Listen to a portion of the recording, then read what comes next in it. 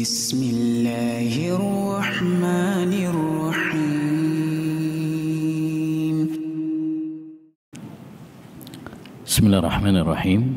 Assalamualaikum warahmatullahi wabarakatuh. Alhamdulillahirabbil alamin. Wa bihi nasta'in ala umurid dunya waddin. Wassalatu wassalamu ala asyrafil anbiya'i wal mursalin nabiyyina Muhammad wa ala alihi wa sahbihi ajma'in wa man ihtada bihudah wattaba'a tharahu ila yaumiddin, amma ba'd. Ayyuhal ikhwah wal akhwat, kaum muslimin wal muslimat yang semoga senantiasa dirahmati dan diberkahi oleh Allah Subhanahu wa taala. Alhamdulillah, kembali kita dipertemukan oleh Rabbuna Jalla wa Ala dalam majelis ilmu yang berbarakah untuk melanjutkan kajian kita pada pembahasan Mandhumah Al-Qawaid Al-Fiqhiyah, dasar-dasar kaidah fikih, buah karya Syekh Abdurrahman bin Nasir As-Sa'di rahimahullahu ta'ala. Pada pertemuan sebelumnya telah kita bahas beberapa muqaddimah dari buku ini yang dibawakan oleh penulis, dan itu muqaddimah yang sangat penting. Ya, muqaddimah yang sangat penting. Di dalamnya terdapat motivasi dan pelajaran-pelajaran tarbiyah, pendidikan bagi kita. Sebelum kita memulai, seperti biasanya kita murajaah sebentar. Siap ya? Siap? Siap nggak Pak? Taib. Kemarin beliau memulai mandhumahnya Alhamdulillahil aliyil arfaqi wa jami'il asya'i wal mufarriqi. Segala puji bagi Allah Subhanahu wa taala. Apa definisi alhamdu? Nah, gimana? Pujian yang diiringi dengan cinta dan pengagungan. Masya Allah, sant. Barakallahu fiik. Doanya itu aja. Barakallahu fiik. Saya lupa bawa hadiah. Nah, ini pelajaran insya Allah, bahwa insya Allah kita tidak berharap hadiah ya. Taib. Dan kemarin juga kita sampaikan bahwa Allah Subhanahu wa taala berhak dipuji karena dua hal. Siapa yang bisa? Nah, pertama, karena banyaknya nikmat Allah SWT kepada hamba, tak terhitung jumlahnya, nikmat Allah banyak. Yang kedua, kesempurnaan dan keagungan nama dan sifat-sifat Allah Subhanahu wa taala. Ahsant. Taib. Kemarin juga telah kita bahas Al-Ali, salah satu nama Allah SWT, zat yang maha tinggi. Dan kita sampaikan ketinggian Allah SWT itu ada dua. Nah, yang pertama tinggi zatnya, yakni Allah SWT di atas arasnya, di atas langitnya. Ya, yang kedua tinggi sifatnya, yakni sifat Allah SWT tinggi dibandingkan sifat-sifat yang lainnya. Taib. Wa jami'il asya'i wal mufarriqi. Allah itu mengumpulkan segala sesuatu dan mufarriq, membedakan, memisahkan. Kemarin kita sampaikan ini dalam ilmu bahasa Arab atau ilmu balaghah, sastra, disebut dengan bara'atul istihlal. Ada istilah dalam ilmu balaghah, bara'atul istihlal. Taib. Siapa yang bisa mengartikan apa yang dimaksud dengan bara'atul istihlal?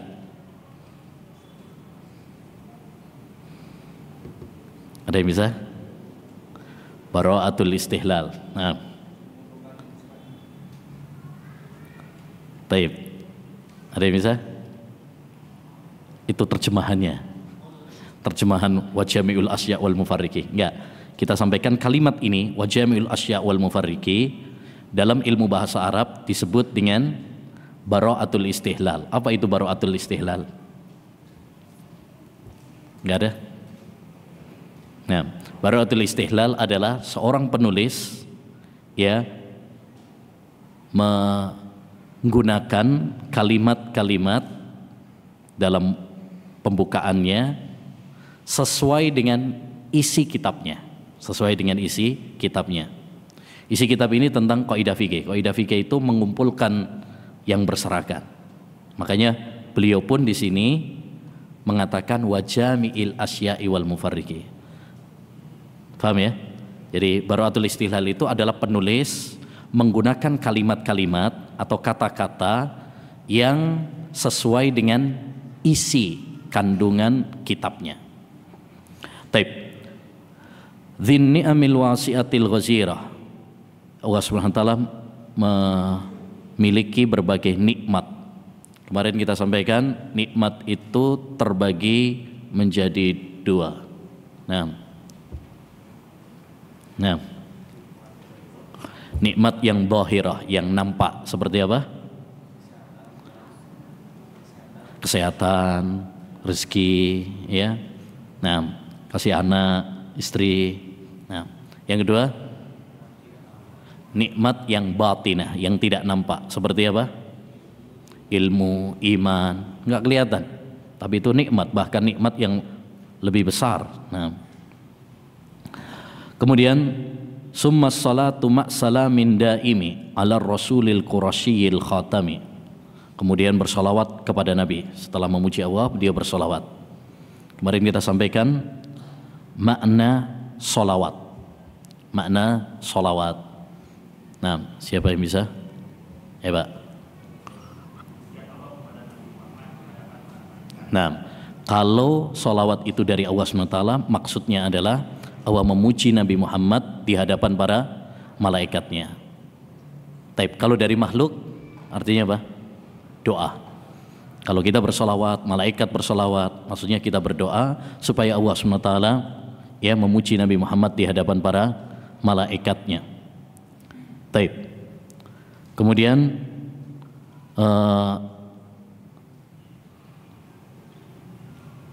wa alihi wa sahbihi al-abrari, dan kepada para pengikutnya dan para sahabatnya. Kemarin juga kita sampaikan definisi sahabat.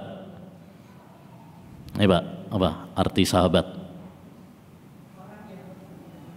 Bertemu dengan Rasulullah, beriman kepada beliau, dan wafat dengan keimanan, dalam keimanan. Masya Allah. Nah, itu definisi apa? Sahabat. Taib. Kemudian kata beliau juga, i'lam hudita anna afdhalal minan ilmun yuzilu syakka anqa wad-daran. Ketahuilah, semoga Allah memberimu petunjuk bahwa nikmat yang paling utama itu adalah ilmu yang menghilangkan keraguan dan kotoran di hatimu. Taib. Dari mandumah ini dapat kita ambil faedah bahwa tanda ilmu bermanfaat itu ada dua. Nah, siapa yang bisa?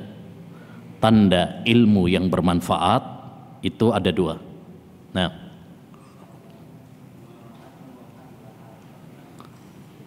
yang pertama untuk menghilangkan syubhat, keraguan, ya, keraguan, kerancuan. Yang kedua untuk menghilangkan syahwat, untuk menghilangkan syahwat. Nah, oleh karenanya tanda ilmu yang bermanfaat ayyuhal ikhwah yang menumbuhkan keyakinan dalam diri kita dan menumbuhkan rasa takut kepada Allah Subhanahu wa taala untuk menghilangkan dua penyakit ini, yaitu penyakit syubhat dan penyakit syahwat, ya. Taib. Kemudian fahris ala fahmika lil qawaidi, semangatlah kamu dalam memahami kaidah-kaidah. Di situ ada kata motivasi, semangatlah.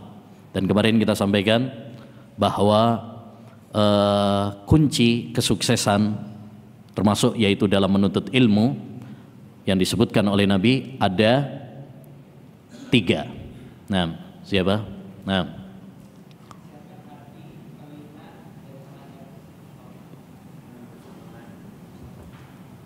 itu untuk yang lain itu. Nah, Pak.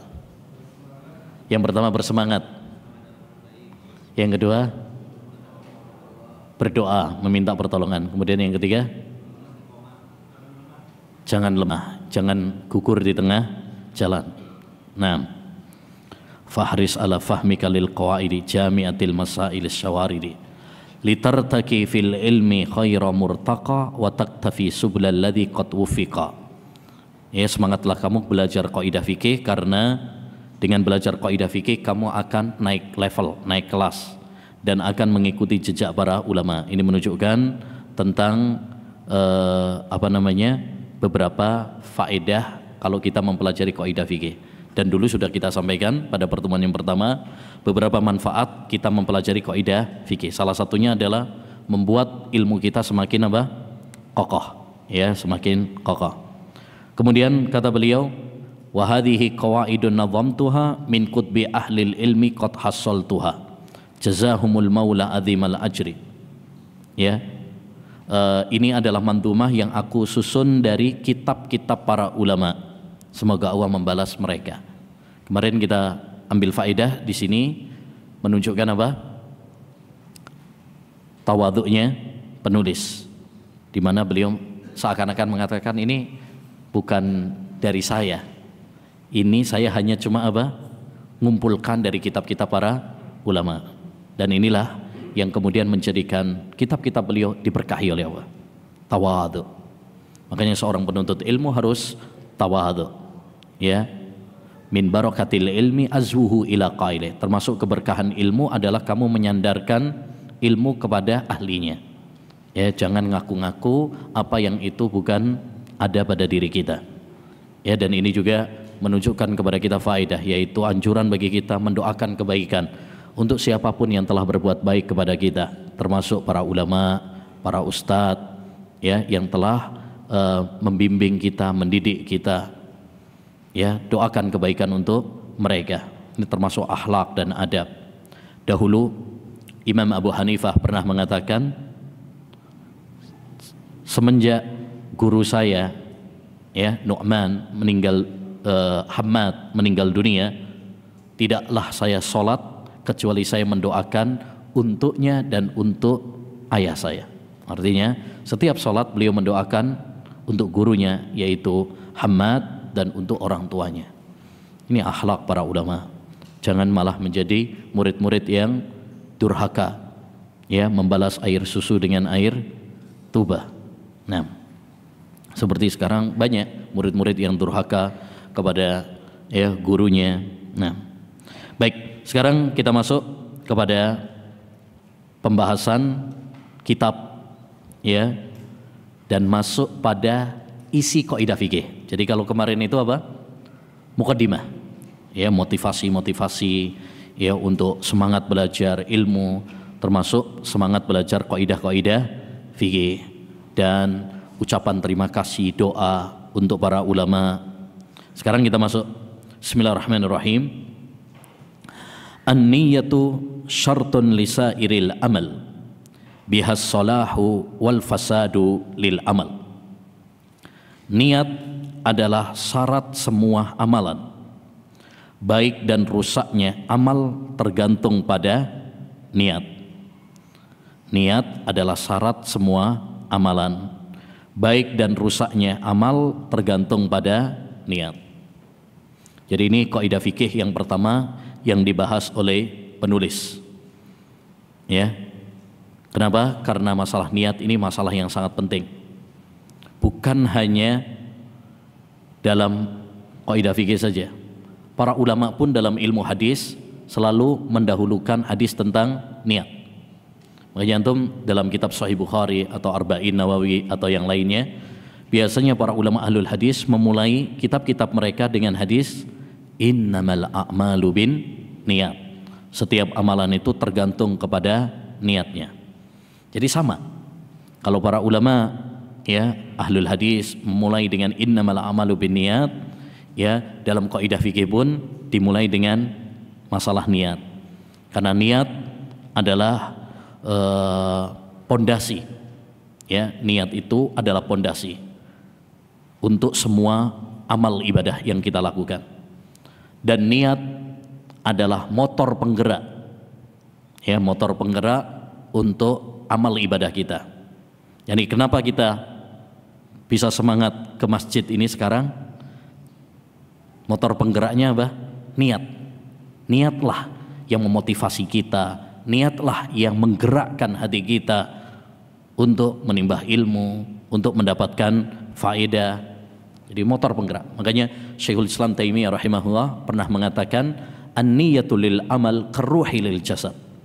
Niat bagi amal itu seperti ruh bagi jasad. Ruh bagi jasad. Apa artinya jasad jika tidak ada rohnya? Jika tidak ada rohnya. Dari bait ini penulis ingin menjelaskan kepada kita dua hal. Yang pertama adalah bahwa niat itu adalah syarat sahnya ibadah. Niat itu adalah syarat sahnya ibadah. Dan ini sudah menjadi kesepakatan para ulama. Semua ibadah ya tidak diterima oleh Allah Subhanahu wa taala tanpa niat. Makanya dalam kitab-kitab fikih kita jumpai para ulama ketika membahas tentang sholat, membahas puasa, ya, membahas tentang haji dan lain sebagainya, selalu mencantumkan syarat sahnya nomor satu adalah apa? Niat. Syarat sahnya sholat satu, niat. Syarat sahnya wudhu satu, niat. Syarat sahnya puasa satu, niat. Begitu seterusnya. Ya, karena niat adalah syarat sahnya ibadah. Yang kedua adalah niat adalah penentu diterima atau tidaknya suatu ibadah. Jadi ibadah kita diterima oleh Allah Subhanahu wa taala atau enggak diterima oleh Allah Subhanahu wa taala itu juga tergantung kepada niat kita. Bahkan besar atau kecilnya suatu amal ibadah kita ditentukan dengan niat. Betapa banyak amalan yang sekiranya besar tapi tidak diterima oleh Allah gara-gara niat kita yang rusak. Mungkin orang berangkat haji, mungkin orang berjihad, mungkin orang sedekah, mungkin orang membaca Quran. Ini amalan-amalan besar. Ya, tapi bisa menjadi tidak berguna kalau rusak niatnya.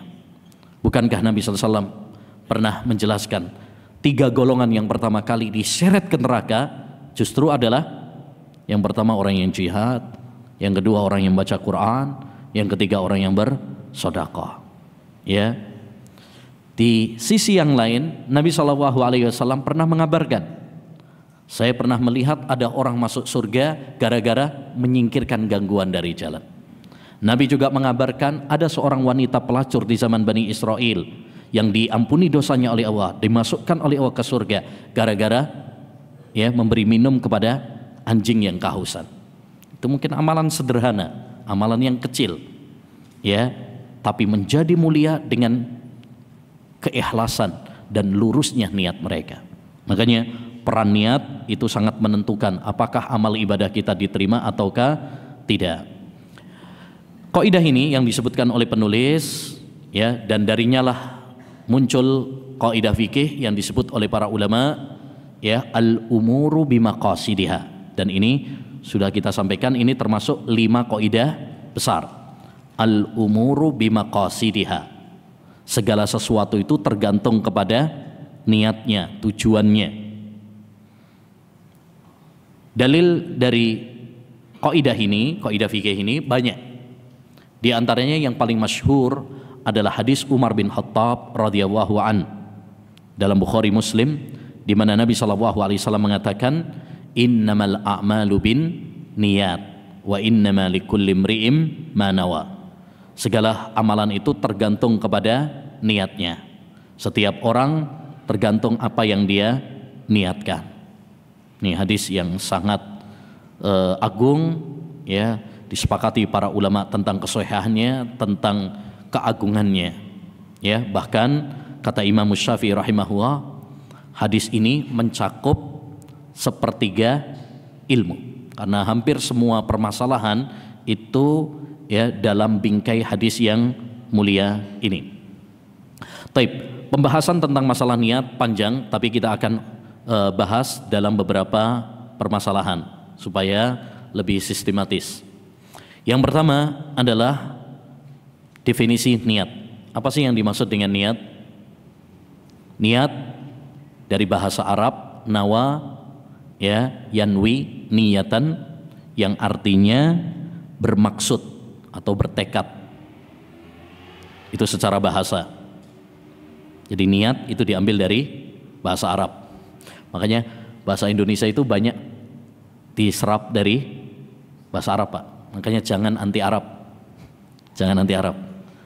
Masjid diambil dari mana? Bahasa Arab. Ilmu bahasa Arab. Ya. Majlis musyawarat, ya, itu dari mana? Dari Arab. Syukur, sabar, doa dari bahasa Arab. Nah, termasuk niat. Niat itu diambil dari bahasa Arab yang artinya bermaksud atau bertekad. Adapun secara istilah yaitu berkehendak untuk menjalankan ketaatan kepada Allah Subhanahu wa taala dengan melakukan atau meninggalkan sesuatu. Ya, berkehendak untuk menjalankan ketaatan kepada Allah Subhanahu wa taala dengan melakukan atau meninggalkan sesuatu. Itu namanya niat. Baik. Masalah yang kedua, masalah urgensi niat, ya, pentingnya niat. Tadi sudah kita sampaikan bahwa masalah niat ini masalah yang sangat penting sekali. Ya, masalah yang sangat penting sekali. Makanya ada sebagian ulama yaitu Imam Abu Syamah pernah mengatakan, andaikan aku sebagai penguasa, pemimpin, maka saya akan perintahkan setiap imam masjid untuk mengajarkan kepada jamaah masjid tentang fikih niat. Tentang fikih niat. Kenapa? Karena pentingnya masalah niat ini. Betapa banyak amalan-amalan yang besar menjadi kecil gara-gara niat. Betapa banyak amalan-amalan kecil menjadi besar gara-gara niat. Ya. Oleh karenanya hendaknya bagi kita ayyuhal ikhwah untuk selalu mengontrol niat-niat kita. Karena ini berubah-ubah niat itu. Berubah-ubah. Sufyan Ats-Tsauri pernah mengatakan, "Ma'alajtu syai'an ashadda alayya min niyati." Tidak ada yang paling berat bagi saya daripada menata niat. Sebagian ulama mengatakan tidak ada yang paling berat bagi saya daripada menata niat. Setiap kali aku tutup pintu riya, dia muncul dari lubang yang lain. Dia muncul dari lubang yang lain. Pembahasan yang ketiga, tempat niat. Niat tempatnya adalah di dalam hati dan tidak harus diucapkan.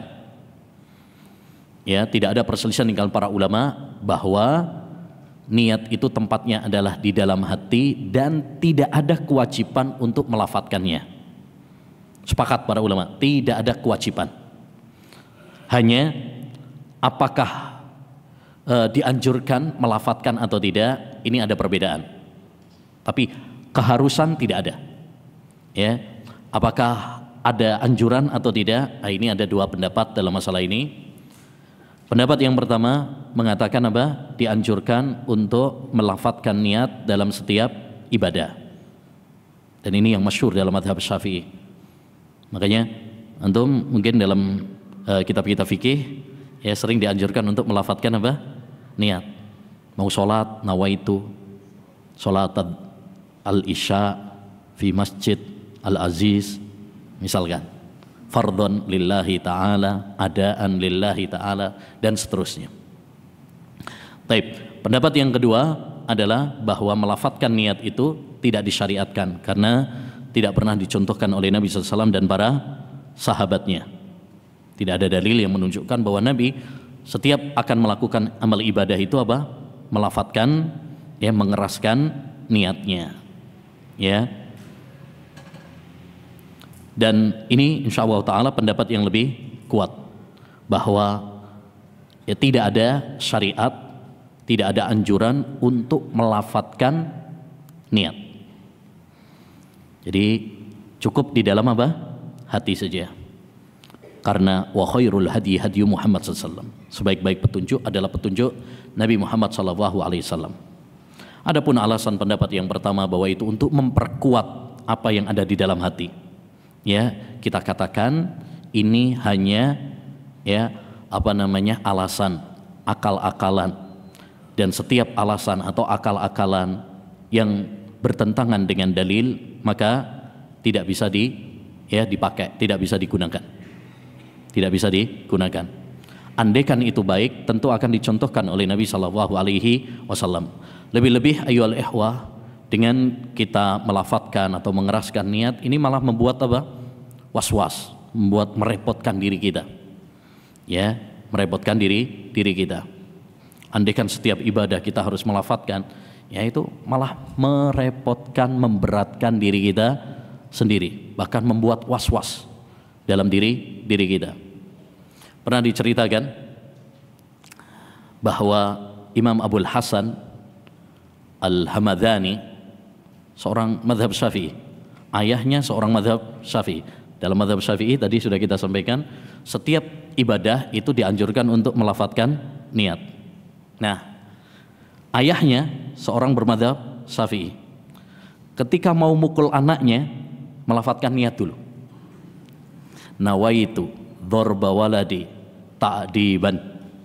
Saya berniat untuk mukul anak saya dalam rangka untuk mendidik dia supaya dia nanti nggak zalim gitu sama anaknya. Tapi kata anaknya, sebelum bapak saya selesai melafatkan niat, saya kabur duluan. Saya kabur duluan. Nah, dan diceritakan juga oleh Syekh Ibnu Taimin rahimahullahu taala, ada kisah menarik. Dulu di Masjidil Haram ada seorang melafatkan niat mau sholat, melafatkan niat, nawaitu sholat adz-dzuhri arba'a raka'atin fardhan lillah fil Masjidil Haram khalfal imam as-Syekh Sudais. Pokoknya komplit tuh deh. Tiba-tiba orang sampingnya mengatakan, mas bentar, ada yang kurang. Apa yang kurang? Hari sama tanggalnya belum. Hari sama tanggalnya belum. Taib. Awal musta'an. Intinya pendapat yang kuat adalah apa? Bahwa tidak disyariatkan untuk melafatkan apa? Niat, karena tidak ada contohnya dari Nabi Shallallahu Alaihi Wasallam, sehingga masuk dalam kategori apa? Ya, kebid'ahan. Man amila amalan laisa alaihi amruna fahuwa raddun. Barang siapa yang melakukan suatu amalan ibadah yang tidak ada contohnya dari kami, maka amalan tersebut tertolak. Pembahasan yang keempat, macam-macam niat. Ya, macam-macam niat. Ini pembahasan yang sangat penting. Niat itu terbagi menjadi dua. Niat terbagi menjadi dua. Yang pertama adalah niyatul amal. Niat seorang dalam beramal. Ini yang biasa dibahas oleh para ulama fikih. Ini yang menjadi pembahasan kita karena kita sedang membahas kaidah fikih. Jadi ini namanya niyatul amal, niat dalam beramal. Dan fungsi dari niyatul amal ada dua. Fungsi dari niyatul amal itu ada dua. Yang pertama adalah membedakan antara ibadah dengan adat kebiasaan. Membedakan antara ibadah dengan adat kebiasaan. Contoh misalkan ada orang wudhu, bisa jadi itu ibadah kalau dia berniat untuk sholat, untuk menghilangkan hadas, ya. Bisa jadi cuma kebiasaan saja kalau dia niatnya cuma cuci muka, nggak ada niat untuk sholat, nggak ada niat untuk menghilangkan hadas. Ada orang nggak makan mulai subuh sampai maghrib, bisa jadi ibadah, bisa jadi tidak. Ya, bisa jadi ibadah kalau dia niatnya puasa. Bisa jadi nggak ibadah kalau dia nggak ada niat untuk puasa. Ya, tidur aja, nggak ada niat untuk puasa. Ya, dia minum pil tidur mulai subuh sampai ya maghrib, bangun-bangun makan, nggak ada niat untuk puasa. Apakah berpahala? Tidak. Atau dia cuma niat diet, atau mau operasi misalkan nggak boleh apa makan, nggak ada niat untuk puasa. Yang satu berpahala, yang satu tidak. Apa yang membedakan? Yang membedakan adalah niat. Yang membedakan adalah niat. Makanya niat itu memiliki peran yang sangat besar. Tip yang kedua, membedakan antara satu ibadah dengan ibadah yang lain. Ya, fungsi yang kedua adalah membedakan antara satu ibadah dengan ibadah yang lain. Contoh, ada orang masuk masjid, dia sholat 2 rakaat. Sholat 2 rakaat. Bisa jadi niatnya sholat tahiyatul masjid, bisa jadi niatnya sholat sunnah wudhu, bisa jadi sholat sunnah qobliyah, bisa jadi sholat wajib dikosor, bisa jadi sholat istikharah. Apa yang membedakan? Niat. Yang membedakan adalah niat. Ini 2 fungsi dari apa? Niyatul amal. Yang kedua, niyatul ma'muli lahu. Niat untuk siapa dia beramal. Untuk siapa dia beramal. Ini yang biasa dibicarakan oleh ulama tauhid atau ulama tazkiyatun nufus, yang disebut dengan ikhlas, yaitu seorang meniatkan ya dalam ibadah semata-mata hanya karena Allah Subhanahu wa taala. Salat hanya karena Allah, ya puasa hanya karena Allah, haji hanya karena Allah Subhanahu wa taala. Jadi intinya ikhwan, kaidah ini kaidah yang sangat penting. Ya, kaidah yang sangat penting dan contoh-contohnya sangat banyak sekali. Sebagai penerapan kaidah ini, ya, misalkan kita ambil contoh-contoh yang lain. Misalkan orang yang melakukan amalan-amalan mubah seperti tidur, makan, itu bisa beribadah, itu bisa ibadah, berpahala, bisa enggak? Tergantung apa? Niatnya. Kalau dia makan, kalau dia tidur, niatnya supaya semakin kuat dalam ibadah, jadinya berpahala. Jadinya berpahala. Makanya Nabi mengatakan wa fi bud'i ahadikum shadaqah. Seorang suami melakukan hubungan badan dengan istrinya itu sedekah. Kalau dia berniat untuk menjaga dirinya dari hal yang haram, untuk memperoleh keturunan. Taib. Contoh yang lain. Ada orang mengelilingi, anggaplah Masjid Al-Aziz ini, mengelilingi 7 putaran. Tawaf 7 putaran. Boleh apa tidak? Ada orang tawaf keliling mengelilingi Masjid Al-Aziz ini 7 putaran. Boleh apa tidak? Tergantung niat. Nah, begitu deh. Tergantung niat. Kalau dia niatnya tawaf, menganggap ini tempat yang barokah, ya sama seperti Ka'bah, hukumnya haram. Karena tawaf hanya di Ka'bah saja. Tapi kalau dia ngelilingi tujuannya olahraga atau cari duitnya yang hilang, pas 7 putaran baru ketemu, misalkan, boleh apa tidak? Boleh. Kenapa boleh? Tergantung niat. Jadi kadang boleh, kadang enggak, tergantung niatnya.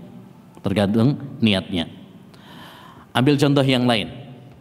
Seorang suami mengatakan kepada istrinya, pulanglah ke rumah orang tuamu. Itu cerai apa tidak? Talak apa tidak? Udah berantem, udah pulang sana ke rumah orang tuamu, tak balikin kamu. Jatuh cerai apa tidak itu? Tergantung niat. Kalau dia meniatkan talak, jatuh talak. Kalau dia tidak berniat untuk talak, tidak jatuh talak. Apa yang membedakan? Niat. Karena lafadz kinayah dalam tolak, lafadz kinayah itu lafadz yang bisa lafadz yang tidak jelas, ambigu. Itu tergantung kepada niat. Ya, bisa jatuh talak, bisa tidak, tergantung kepada niatnya. Mirip dengan ini. Ada seorang suami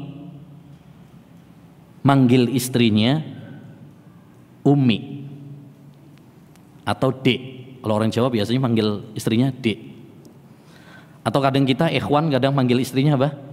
Umi. Umi itu artinya apa? Ibuku. Boleh apa tidak? Istrinya dipanggil Umi, ibunya. Apakah itu zihar? Tahu zihar? Zihar itu adalah seorang suami mengatakan kepada istrinya, kamu haram bagi saya seperti punggung ibu saya. Itu zihar, haram. Karena mengharamkan sesuatu yang halal. Istrinya kan halal. Bagaimana dia mengharamkan dan menyamakannya seperti ibunya yang haram dinikahi, yang haram digauli. Bagaimana dia menyamakan istrinya seperti ibunya? Itu zihar, nggak boleh. Taib. Kalau manggil Umi atau Dek, adik kan nggak boleh dinikahi, nggak? Kalau istrinya dipanggil Dek atau Umi, boleh apa tidak? Ataukah itu zihar? Tergantung niat. Kalau niatnya mengharamkan, menganggap haram, istrinya itu dianggap haram untuk dinikahi, haram untuk digauli, dijimai, seperti halnya adiknya, seperti halnya ibunya, maka itu haram. Berarti itu hukumnya hukum zihar, nggak boleh. Tapi kalau dia manggil itu nggak ada niatan, ya untuk, ada yang bilang ya untuk panggilan saja, untuk ngajari anaknya misalkan. Kadang kalau manggil nama nanti anaknya niru. Nah, maka itu tidak termasuk apa? Zihar. Walaupun kata para ulama sebaiknya dihindari. Walaupun boleh, tidak ada niat seperti itu, hukumnya boleh, tidak masuk zihar. Tapi sebaiknya dihindari. Mending panggil dengan panggilan yang lain. Ya. Mending panggil apa, seperti Nabi manggil istrinya apa? Ya Humaira, wanita yang cantik jelita. Begitu juga, ya. Daripada manggil Umi atau Dek, mending panggil apa? Ayang, Ayang Beb. Nah, atau yang lainnya. Itu lebih apa? Aman. Baik. Subhanakallahumma wa bihamdika asyhadu an la ilaha illa anta astaghfiruka wa atubu ilaik. Assalamualaikum warahmatullahi wabarakatuh.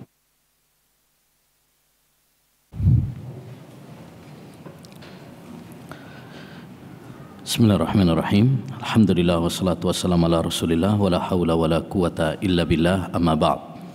Kita lanjutkan pembahasan kita tentang kaidah-kaidah fikih. Berikutnya kata penulis, ad-dinu mabniyun 'alal masalihi fi jalbiha wad dar'i lil qabaihi. Agama ini dibangun di atas mewujudkan kemaslahatan dan menolak kerusakan.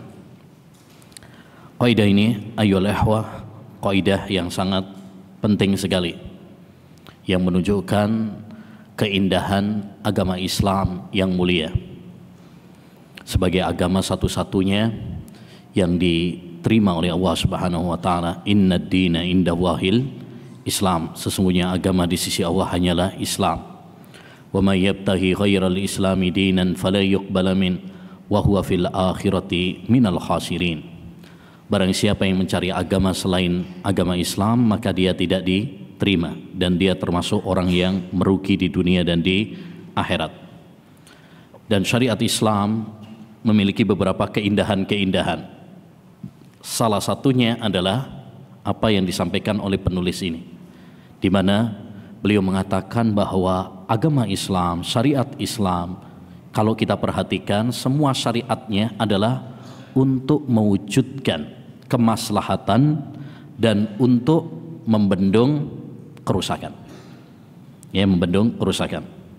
Kata Al-Imam Al-Izz bin Abdus Salam, salah seorang ulama mazhab Syafi'i, dalam kitabnya Qawaidul Ahkam, kata beliau, "Asy-syari'atu kulluha mustamilatun ala jalbil masalihi kulliha dikkiha wa julliha wa ala dar'il mafasid bi usriha dikkiha wa julliha." Syariat Islam ini semuanya mengandung ya untuk kemaslahatan, baik secara keseluruhan atau kebanyakan, dan untuk membendung kerusakan, baik secara keseluruhan atau kebanyakannya. Fala tajidu hukman lillah illa wa huwa jalbun limaslahatin ajilatin aw ajilatin aw dar'i mafsadatin ajilah aw ajilah.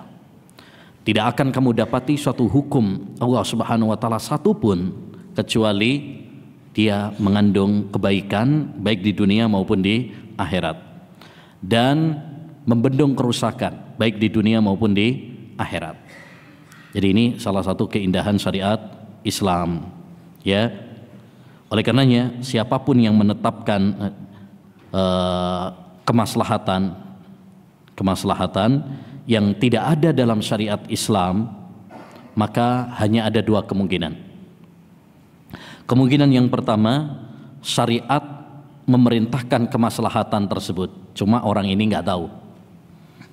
Ya, kalau ada yang mengatakan suatu kemaslahatan yang tidak ada dalam syariat Islam, bisa jadi dua kemungkinan. Kemungkinan yang pertama, syariat Islam memerintahkan maslahat tersebut, cuma orang tersebut tidak tahu.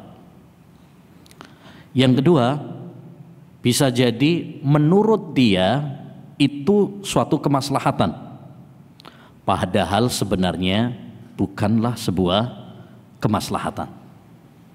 Karena timbangan maslahat atau tidak maslahat itu nanti dikembalikan kepada syariat, bukan dikembalikan kepada hawa nafsu manusia. Karena sebagian manusia mungkin menganggap itu suatu kemaslahatan, padahal belum tentu dalam syariat itu dianggap sebagai kemaslahatan. Contoh bid'ah. Ya, banyak orang menganggap oh itu maslahat, oh itu baik. Tapi belum tentu syariat apa? Ya, mengatakan itu baik. Ya. Taib. Intinya kaidah ini menunjukkan kepada kita bahwa syariat Islam ini adalah agama yang dibangun di atas ya mewujudkan kemaslahatan dan membendung kerusakan. Dalil tentang kaidah ini ya, dalil tentang kaidah ini. Jadi para ulama ketika membuat suatu kaidah itu pasti ada dalilnya. Pasti ada dalilnya. Karena kaidah-kaidah itu bukan hanya karangan para ulama. Mereka membuat kaidah itu diambil dari mana?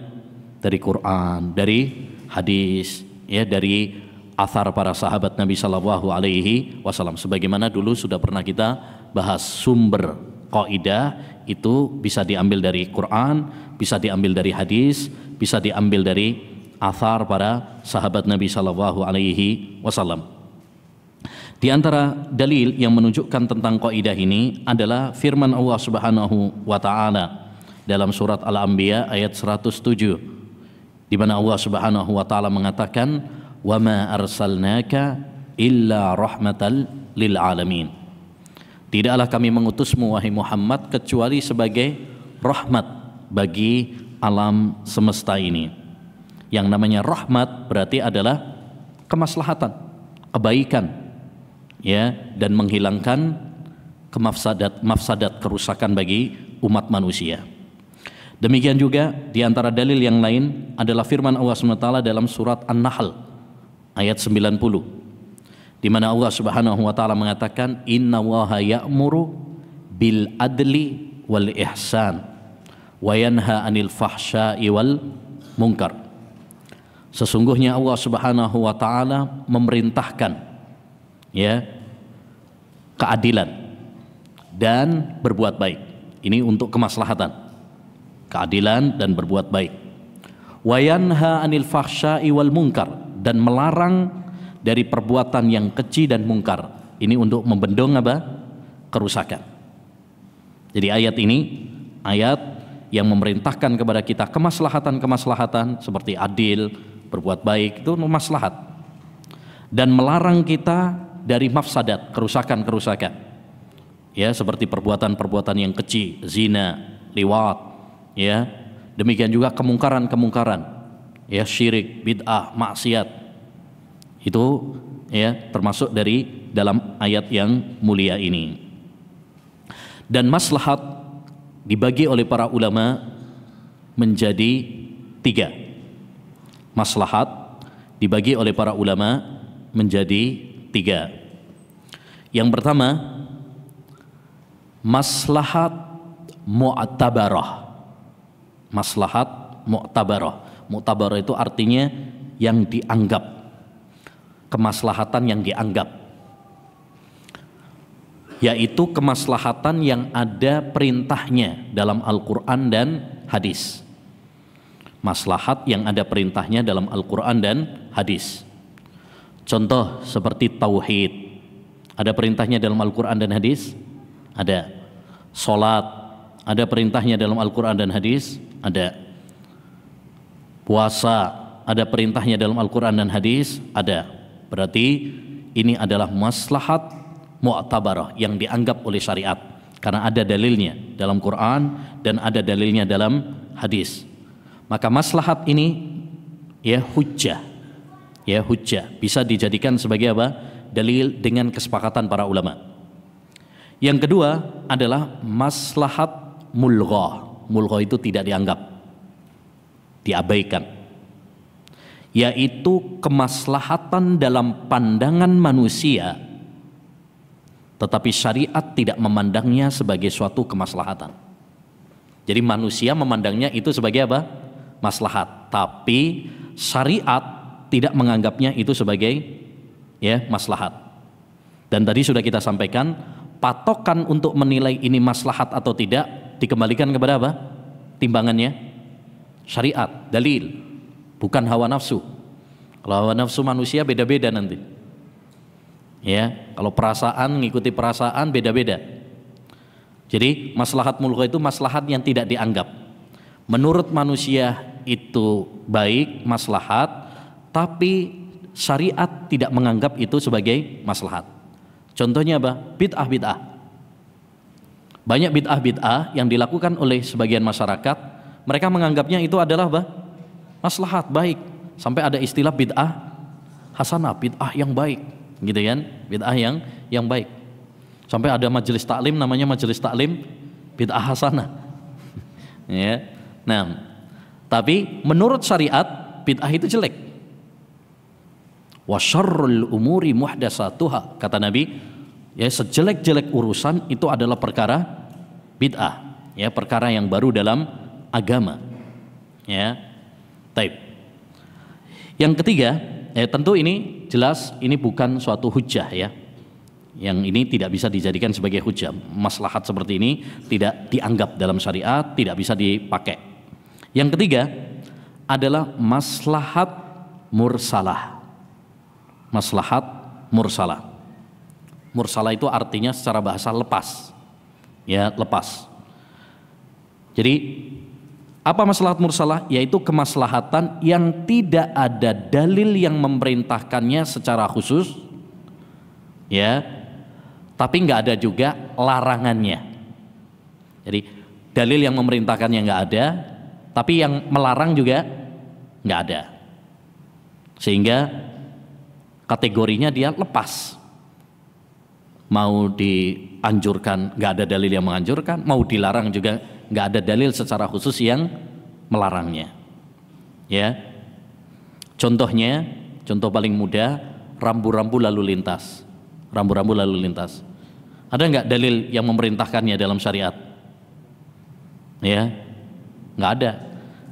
Zaman Nabi belum ada rambu-rambu lalu lintas, belum ada mobil, belum ada sepeda motor. Taib. Jadi dalil yang memerintahkannya nggak ada. Tapi apakah itu terlarang? Mana dalil yang melarangnya? Nggak ada juga. Ya, antum mau melarang juga nggak ada dalilnya melarang juga. Ini namanya apa? Maslahat mursalah. Maslahat yang tidak ada dalil yang memerintahkannya, tapi juga nggak ada dalil yang melarangnya. Dan jumhur ulama, mayoritas ulama mengatakan bahwa maslahat mursalah bisa dipakai. Bisa dipakai. Oleh karenanya ikhwan, undang-undang yang dipakai oleh pemerintah, yang dibuat oleh pemerintah, ya, walaupun itu tidak ada dalilnya, selama tidak bertentangan dengan syariat, maka ya itu hukumnya boleh dan bukan dianggap sebagai suatu kemungkaran. Saya ulang, undang-undang pemerintah selama tidak bertentangan dengan syariat, nggak ada dalil yang mengingkarinya, tidak ada dalil yang melarangnya, maka hukum asalnya apa? Boleh dan wajib ditaati. Kita wajib mentaatinya. Ya, contoh tadi rambu-rambu lalu lintas. Jangan antum bilang, oh ini bid'ah, nggak ada dalilnya. Ya, mana dalil? Kalau antum mengatakan itu terlarang, mana dalil? Itu bukan masalah ibadah. Yang namanya bid'ah itu kan masalah apa? Ibadah. Ini bukan masalah ibadah. Bukan masalah ibadah. Ini masalah untuk masalah dunia diatur oleh pemerintah untuk kemaslahatan, yaitu untuk menjaga nyawa. Karena kalau nggak diatur seperti itu, yang terjadi mungkin banyak yang tabrakan, ya, dan lain sebagainya. Termasuk juga undang-undang, misalkan contoh yang lain, yaitu dalam pernikahan itu harus dicatat di KUA.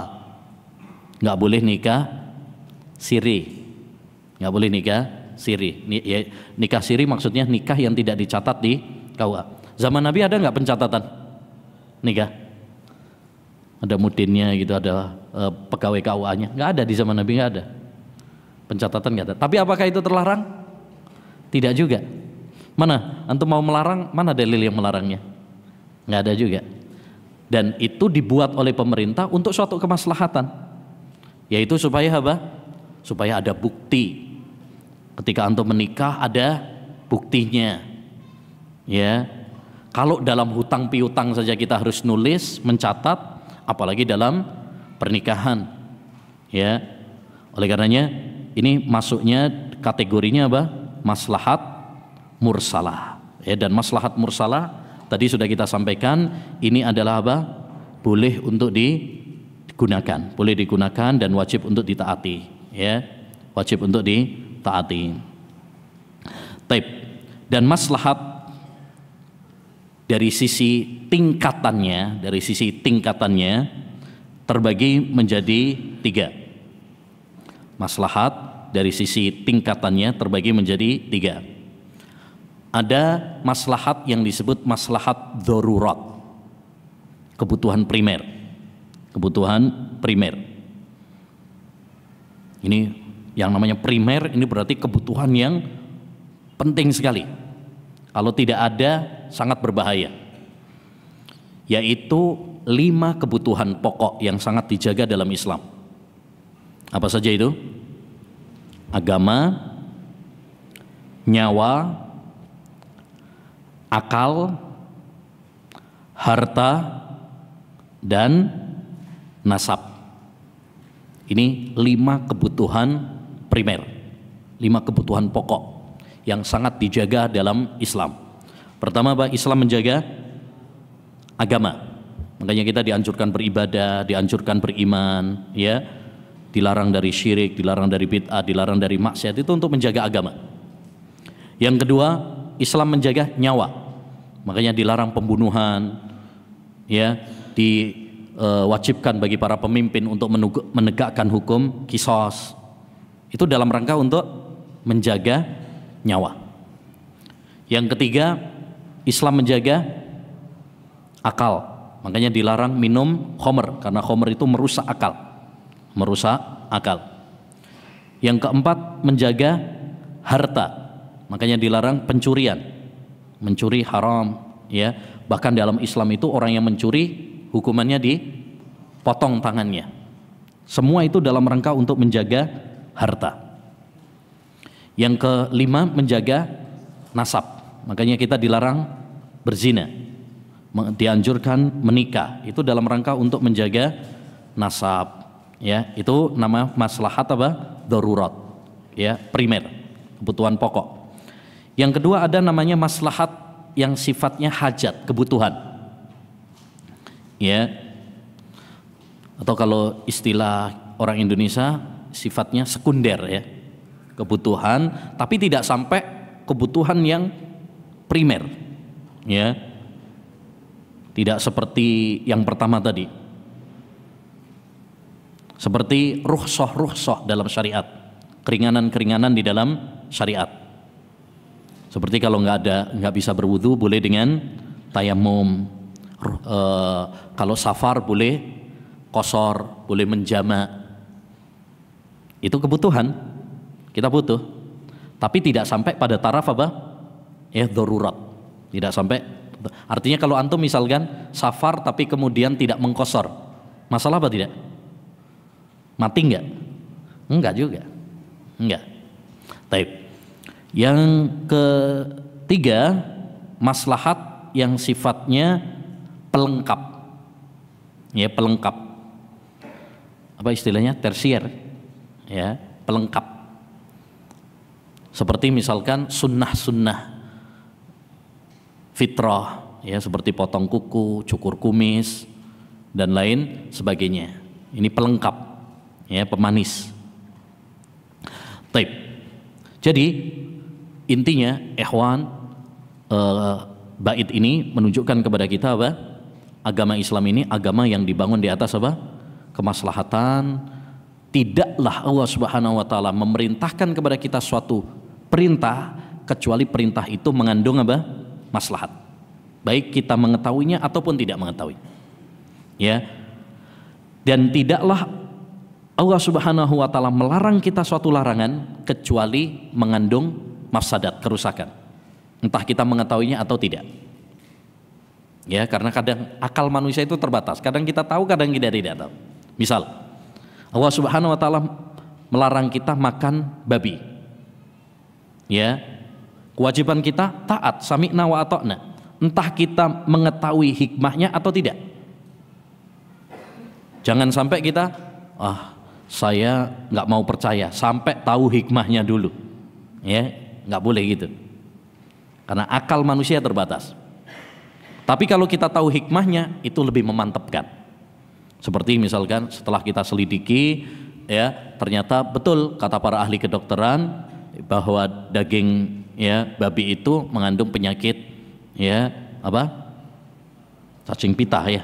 Nah, itu sangat berbahaya, ya, bisa menjadikan penyakit ini, penyakit itu. Minum khamar misalkan mengakibatkan ini dan itu, ya, penyakit ini, penyakit itu. Nah, itu hanya untuk sekedar supaya kita lebih apa? Mantap saja. Kalaupun kita tidak tahu, tetap kewajiban kita apa? Ya, patuh, sami'na wa ata'na. Jangan sami'na wa mikir-mikirna. Ya, tak pikir-pikir dulu. Enggak. Dan contoh dari kaidah ini banyak sekali, ya. Misalkan tadi tauhid. Allah SWT memerintahkan kita tauhid, pasti mengandung maslahat. Ya, pasti mengandung maslahat. Demikian juga perintah Allah SWT kepada kita untuk sholat, puasa. Ya, kalau berbicara tentang kemaslahatan, manfaat sholat, banyak sekali. Manfaat puasa banyak sekali. Manfaat zakat banyak sekali. Manfaat haji banyak sekali. Ketika Allah SWT melarang zina, melarang khamr, melarang makan babi, pasti itu mengandung mafsadat, kerusakan. Itu kalau kita singkap satu persatu, ya, tentu panjang, ya. Tapi yakinlah setiap perintah Allah pasti apa? Ya, mengandung kebaikan. Setiap larangan Allah Subhanahu wa taala pasti mengandung, ya, mafsadat. Taib. Demikian juga contoh yang lain ketika Allah SWT membolehkan apa? Jual beli, membolehkan kita nikah, makan, minum, berpakaian, pasti itu mengandung apa? Ya, kebaikan-kebaikan bagi hamba. Bayangkan kalau kita nggak boleh jual beli, bayangkan kita nggak boleh nikah, repot, ya, repot. Jadi semua syariat Islam pasti itu apa? Membawa kebaikan bagi hamba. Termasuk dalam hal ini ayyuhal ikhwah adalah penemuan-penemuan modern. Ya, ini masuk dalam kaidah ini. Penemuan-penemuan modern yang bermanfaat bagi kehidupan manusia. Seperti zaman Nabi nggak ada mikrofon, zaman Nabi nggak ada mobil, sekarang ditemukan, ya kan? Ini termasuk apa? Kemaslahatan, kebaikan-kebaikan yang Allah berikan kepada hamba. Berikutnya, fa in tazaham adadul masalihi yuqaddamul a'la minal masalihi wa dhidduhu tazahumul mafasidi yurtakabul adna minal mafasidi. Jika berbenturan beberapa maslahat, maka didahulukan kemaslahatan yang lebih tinggi. Sebaliknya jika berbenturan antara beberapa mafsadat, maka didahulukan mafsadat yang lebih kecil. Dua kaidah ini masih ada kaitannya dengan kaidah tadi, yaitu tentang kaidah apa? Maslahat dan mafsadat. Ya. Jadi dalam dua bait ini ada dua kaidah. Kaidah yang pertama apa? Kalau berbenturan dua maslahat, maka dahulukan maslahat yang lebih besar. Kaidah yang kedua, kalau berbenturan antara dua mafsadat, dua kerusakan, dahulukan yang lebih ringan, lebih kecil. Ya, baik, kita bahas satu persatu karena ini penting ini. Ini dua kaidah ini penting sekali. Kita harus faham betul tentang kaidah maslahat dan mafsadat ini, karena nanti banyak praktek-prakteknya, contoh-contohnya banyak sekali ya dalam kehidupan kita. Jangan sampai kita misalkan ketika berbenturan antara dua mafsadat terus salah pilihan. Misalkan antara yang wajib sama yang sunnah, ternyata yang dipilih yang sunnah. Nah ini kan berarti apa? Ya kebodohan. Ya termasuk kebodohan. Dulu ada seorang sahabat Nabi Sallallahu Alaihi Wasallam yang sibuk melakukan sunnah sampai lalai dari kewajiban. Akhirnya ada seorang tabi'in, Amr bin Maimun, mengatakan, andaikan para sahabat Nabi tahu orang ini, maka mereka akan merajamnya dengan batu. Ya, karena apa? Dia lebih mendahulukan yang sunnah daripada yang wajib. Kata Umar bin Khattab radhiyallahu an, saya sholat subuh berjamaah di masjid lebih saya sukai daripada saya sholat malam full penuh. Kenapa? Karena sholat subuh berjamaah di masjid wajib, sholat ya malam sunnah. Jangan sampai kita sholat malam penuh kemudian sholat wajibnya malah ketinggalan. Ya, sholat ini berarti tidak mengerti tentang mana yang maslahat yang lebih tinggi, sehingga dia tertipu mendahulukan yang sunnah daripada yang wajib.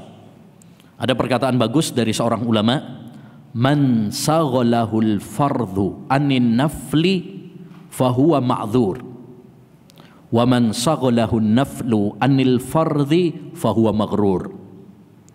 Siapa yang sibuk dengan yang wajib sehingga enggak melakukan yang sunnah, maka orang itu diberi udzur, dimaafkan, karena dia sibuk sama yang wajib. Jadi kalau ada orang sibuk dengan yang wajib sehingga melalaikan yang sunnah, ini diberi udzur. Tapi siapa yang sibuk dengan yang sunnah sehingga melalaikan yang wajib, fahuwa maghrur, maka orang ini tertipu. Orang ini tertipu. Kenapa? Karena dia lebih mendahulukan yang sunnah daripada yang wajib. Padahal mestinya apa? Yang mana yang kita dahulukan? Yang wajib. Karena yang wajib itu lebih utama daripada yang sunnah. Makanya dalam hadis tentang wali, Allah Subhanahu wa taala berfirman, "Wa ma taqarraba ilayya 'abdi bi syai'in ahabba ilayya mimma aftaradtuh, wa la yazalu 'abdi yataqarrabu ilayya bin nawafili hatta uhibbah." Hambaku tidak mendekatkan diri kepadaku dengan suatu amalan yang lebih aku cintai daripada yang aku wajibkan. Jadi yang paling dicintai oleh Allah itu kalau kita melaksanakan yang wajib dulu. Baru kemudian kata Allah SWT, senantiasa hambaku melakukan yang sunnah sehingga aku mencintainya. Wajib dulu baru kemudian yang sunnah. Baik, kita bahas kaidah yang pertama, yaitu apa? Bila berbenturan antara maslahat, ya, maka dahulukan maslahat yang lebih besar. Dahulukan maslahat yang lebih besar. Kenapa ikhwan? Karena maslahat itu bertingkat-tingkat. Maslahat itu bertingkat-tingkat. Amalan itu bertingkat-tingkat. Makanya dalam hadis tentang iman, Nabi mengatakan apa? Al-imanu bid'un wa sab'una syu'bah. Iman itu 73 cabang lebih. A'laha, tingkatan yang paling tinggi syahadat la ilaha illallah, tauhid yang paling tinggi. Wa adnaha, tingkatan yang paling rendah adalah menyingkirkan gangguan dari jalan. Wal haya'u syu'batun minal iman, dan malu itu termasuk bagian dari iman. Berarti iman itu bertingkat-tingkat. Ada yang paling tinggi, ada yang paling rendah, ada yang tengah-tengah. Sehingga kalau berbenturan antara dua maslahat, maka ada dua kemungkinan. Kemungkinan yang pertama, kita bisa menggabung dua-duanya. Kita bisa menggabung dua-duanya. Maka yang harus kita lakukan adalah melakukan dua-duanya. Contoh, antara wajib dengan sunnah, kita bisa melakukan dua-duanya. Misalkan sholat sunnah sama sholat wajib, ya. Di sini kita bisa lakukan dua-duanya. Sholat sunnah dulu, qobliyah, baru setelah itu sholat wajib. Maka di sini lakukan dua-duanya. Yang sunnah dan kemudian yang wajib. Karena nggak berbenturan di sini. Baik, yang kedua, kalau berbenturan ya dan tidak mungkin untuk kita lakukan dua-duanya. Kita dalam kondisi harus memilih salah satunya. Maka di sini yang harus kita pilih adalah maslahat yang lebih besar. Maslahat yang lebih besar. Contoh, antum masuk masjid. Mau melakukan sholat sunnah. Ternyata ya sudah qomat. Apa yang antum harus lakukan? Sholat sunnah atau langsung ikut sholat wajib? Sholat wajib. Kenapa? Karena yang wajib lebih utama daripada yang sunnah. Di sini antum nggak mungkin menggabung sholat sunnah dulu baru kemudian sholat wajib, karena sudah dikomati. Makanya Nabi mengatakan, idza uqimatis shalah fala sholata illal maktubah. Jika sudah dikomati tidak ada sholat kecuali yang wajib. Karena yang wajib lebih didahulukan daripada yang sunnah. Ya, taib. Jika berbenturan antara wajib sama yang sunnah, jelas berarti yang didahulukan adalah yang wajib. Yang antara yang wajib dengan sunnah, yang didahulukan adalah yang wajib. Taib. Kalau wajib dengan wajib, mana yang harus didahulukan? Wajib benturan dengan yang wajib. Mana yang harus didahulukan? Yang lebih wajib. Karena wajib juga ternyata apa? Bertingkat-tingkat. Nah, ya. Wajib itu bertingkat-tingkat. Ada wajib, makanya ada istilah fardu ain, ada fardu kifayah. Misalkan berbenturan antara fardu ain sama fardu kifayah, sama-sama wajib.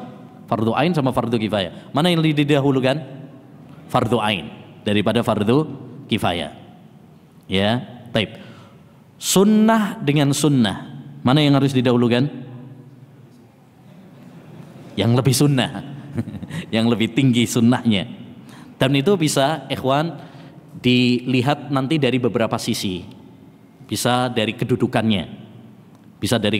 Misalkan sholat rawatib itu lebih tinggi daripada sholat sunnah mutlak. Nah itu berarti tingkatannya lebih apa? Levelnya lebih tinggi. Berarti itu yang didahulukan. Yang kedua, bisa dilihat dari manfaatnya. Kata para ulama, ibadah yang manfaatnya bisa mencakup untuk orang banyak, maka itu lebih didahulukan daripada ibadah yang manfaatnya hanya untuk pribadi. Misalkan contoh puasa sunnah sama ngajar. Puasa sunnah bagus ibadah, ngajar juga bagus. Tapi kalau dia ngajar sambil puasa nggak kuat, lemes dia. Mana yang harus didahulukan? Ngajarnya atau puasanya? Ngajar. Kenapa? Karena kalau dia ngajar manfaatnya untuk orang banyak. Kalau dia puasa manfaatnya hanya untuk diri sendiri. Bisa juga nanti dari sisi ketenangan hati, lebih dari sisi kekhusyuan. Misal sholat mana yang lebih utama antara soft depan tapi nggak khusyuk, dia nggak bisa khusyuk kalau di soft depan, sama soft kedua tapi bisa lebih khusyuk. Misalkan dia kalau di soft pertama grogi karena di belakang imam, takut kalau misalkan imamnya batal nggak bisa maju, apalagi suruh kunut nazilah. Nah misalkan ini contoh saja, malah grogi dia, malah nggak khusyuk. Tapi kalau dia di soft yang kedua bisa lebih khusyuk. Mana yang lebih utama? Di soft yang kedua lebih utama. Kenapa? Karena kekhusyuan. Inti dari sholat itu adalah kekhusyuan. Inti dari sholat itu adalah kekhusyuan. Atau misalkan antara masjid dengan masjid yang lain. Kalau di masjid sini, Masjid Al-Aziz, misalkan kalau iktikaf di sini bisa lebih khusyuk, misalkan, bisa lebih tenang. Ya, kalau di masjid misalkan mungkin dekat sama rumah kita, tapi nggak bisa khusyuk, misalkan, nggak tenang, ya, nggak dikasih makan, misalkan. Nah, misalkan pas puasa nggak dikasih makan, susah juga, gitu kan? Nah, itu kan berarti ada suatu kemaslahatan yang perlu dipertimbangkan. Ya, baik. Berarti kita memilih yang lebih menenangkan hati kita, yang lebih membawa kekhusyuan hati kita, itu lebih apa? Utama. Bisa juga dari sisi momentum, kesempatan. Momentum, kesempatan. Contoh, mana yang lebih utama, baca Quran atau jawab adzan?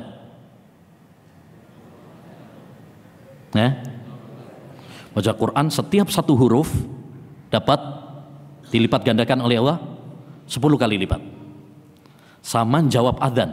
Nah, milih mana?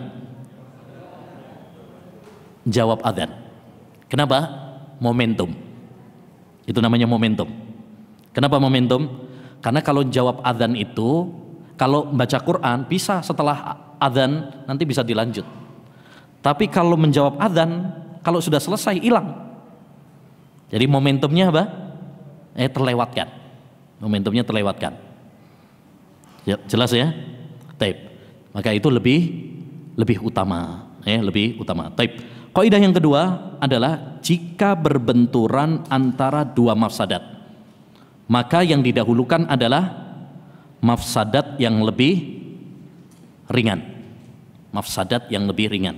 Kalau berbenturan antara dua mafsadat, maka pilihlah mafsadat yang lebih ringan. Salah satu dalil dari dalam Al-Quran tentang kaidah ini, surat Al-Kahfi ayat 79 yang berkisah tentang Nabi Khidir dan Nabi Musa, di mana Nabi Khidir mengatakan, ammas safinatu fakanat limasakina ya'maluna fil bahr fa'aradtu an a'ibaha. Ya, kata Nabi Khidir, adapun kapal itu milik orang miskin yang bekerja di laut. Aku merusak kapal itu karena di sana ada raja yang zalim yang akan merampas kapal-kapal yang bagus. Daripada kalau nggak saya rusak dirampas, mendingan saya rusak tapi nggak dirampas. Ayo, mending mana? Paham ya? Kapal tersebut dirusak sama Nabi Khidir, diprotes sama Nabi Musa. Kenapa kamu merusak kapal orang? Nabi Khidir ya menggunakan kaidah mafsadat lebih ringan. Apa mafsadat lebih ringan? Kalau nggak saya rusak, ini nanti akan diambil oleh raja yang zalim. Mendingan saya rusak, nggak diambil. Kalau rusak nggak diambil, nanti bisa diperbaiki.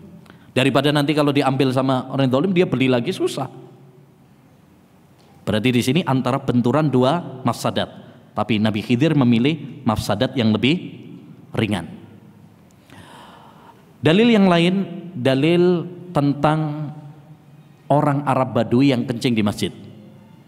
Sering kita dengar ya hadis tersebut, bahwa ada orang Arab Badui. Orang Arab Badui itu orang gunung. Ya, orang desa, orang nggak berpendidikan, orang jahil, ya, orang yang kasar, kolot, ke kota Madinah, ke Masjid Nabi, tiba-tiba masuk Masjid Nabawi, di pojokan kencing, diprotes sama para sahabat, dimarahin sama para sahabat, tapi Nabi menegur, ya, biarkan wahai para sahabat, biarkan dia kencing sampai selesai. Setelah selesai Nabi nyuruh untuk dibersihkan, disiram, ya, baru kemudian dinasehati, ya, wahai hamba Allah, ini adalah masjid, tidak boleh dikencingi, ini tempat sholat, ini tempat baca Quran, ini tempat zikir.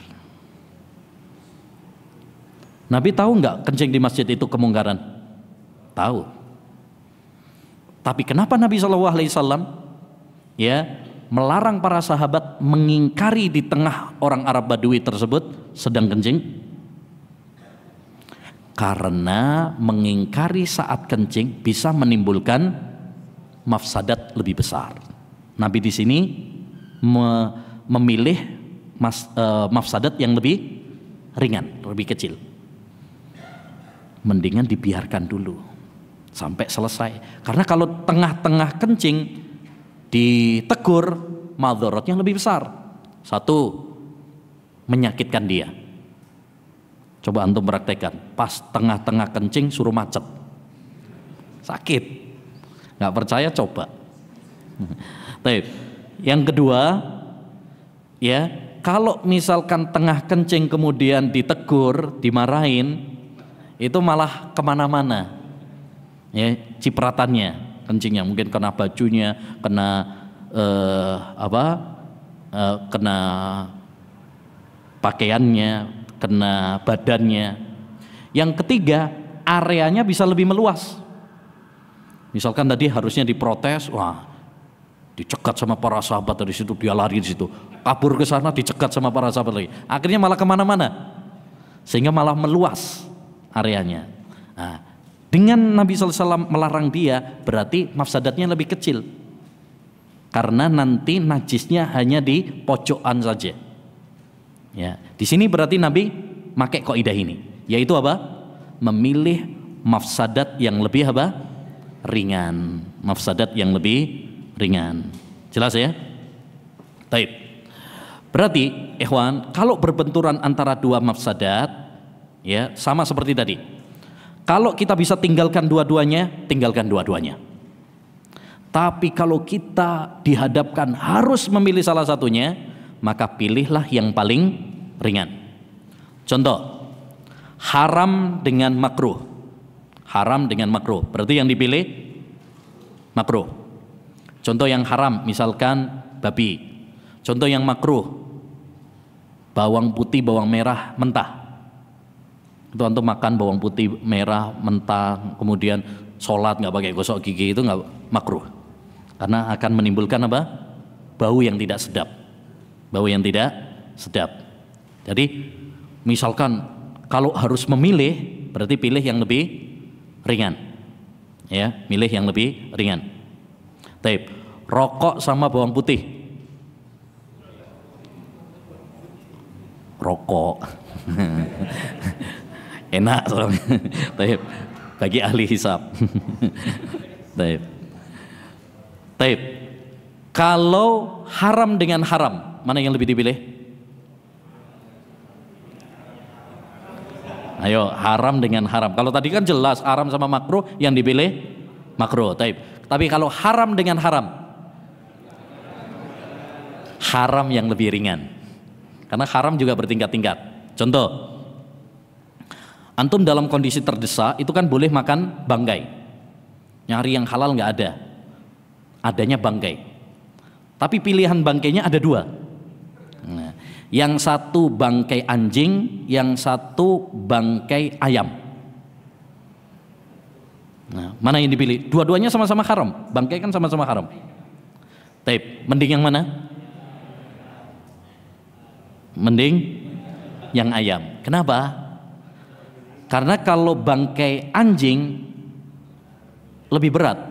Dia nggak bangkai saja sudah haram, apalagi bangkai. Jadi haramnya kuadrat dia. Berbeda sama bangkai ayam. Ya, anggap aja halal gitu. Ya, anggap aja halal. Karena memang untuk dalam situasi darurat diperbolehkan. Ya, taib. Bayangin aja sudah disembelih gitu. Kalau situasi apa? Darurat. Taib.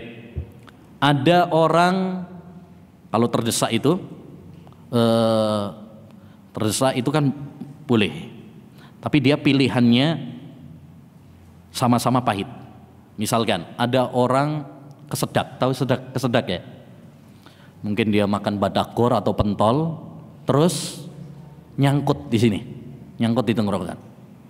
Itu kalau nggak segera dikasih minum bisa mati. Taib. Nyari air putih nggak ada. Adanya dua pilihan. Satu khomer, satu air kencing. Milih yang mana? Milih yang mana Pak? Khomer atau pipis? Hah? Mana yang lebih ringan? Waduh, mudah-mudahan nggak ada dua pilihan itulah Pak ya. Tapi ini kan contoh kasus. Siapa tahu nanti kondisinya ada yang darurat seperti itu ya kan. Tapi mana yang dipilih? Air kencing Pak ya. Masuk, karena punya sendiri gitu ya. Taib. Kata para ulama yang dipilih khomer. Kenapa khomer? Satu, kalau khomer itu masih diperselisihkan ulama tentang najisnya. Kalau air kencing tidak ada perselisihan bahwa itu najis. Yang kedua, air kencing semua sepakat menjijikkan. Tapi kalau khomer tidak. Ya, tidak, maksudnya bukan sesuatu yang menjijikkan. Itu haram tapi enggak sesuatu yang menjijikkan. Ya. Maka dipilih apa? Khomer. Tapi nanti akan kita bahas, walaupun itu boleh tapi itu hanya sekedarnya. Ya, kalau udah selesai jangan ketagihan. Jangan ketagihan. Oh, ternyata enak ya, misalkan. Nah, enggak boleh. Taib. Jadi intinya ikhwan, ini kaidah yang sangat apa? Penting. Ya, kaidah yang sangat penting yaitu memilih antara mana yang harus didahulukan, dan itu banyak kasusnya nanti. Termasuk nanti misalkan yang sering terjadi juga, misalkan dalam kondisi pemilihan umum misalkan, mana yang milih, mana yang mafsadatnya lebih ringan, itu nanti pakai kaidah ini. Makanya sebagian ulama mengatakan orang yang cerdas itu bukan orang yang bisa membedakan antara yang baik dengan yang tidak baik, itu gampang. Tapi orang yang cerdas adalah orang yang bisa membedakan mana yang terbaik dari dua hal yang baik dan mana yang terburuk dari dua pilihan yang buruk. Itu baru orang yang cerdas. Karena itu membutuhkan apa? Ketajaman otak. Ya, ketajaman otak. Kalau cuma ini baik, ini buruk, gampang. Orang awam juga bisa. Ya, misalkan dalam kondisi aborsi. Ini kondisi ibu hamil, kondisinya kritis, harus dipilih salah satu. Kalau kita selamatkan ibunya, anaknya meninggal. Kalau kita selamatkan anaknya, ibunya meninggal. Dua-duanya apa? Dua-duanya berharga. Dua-duanya dua-duanya juga perlu untuk diselamatkan. Tapi ada beberapa kondisi, kadang-kadang memang harus memilih. Ya, harus memilih. Nah, ini untuk milih mana? Sayang anak apa sayang istri? Nah, itu. Sayang anak apa sayang istri? Masya Allah. Sayang istri, ada istrinya soalnya. Baik, subhanakallahumma bihamdika asyhadu an la ilaha illa anta astaghfiruka wa atubu ilaik. Assalamualaikum warahmatullahi wabarakatuh.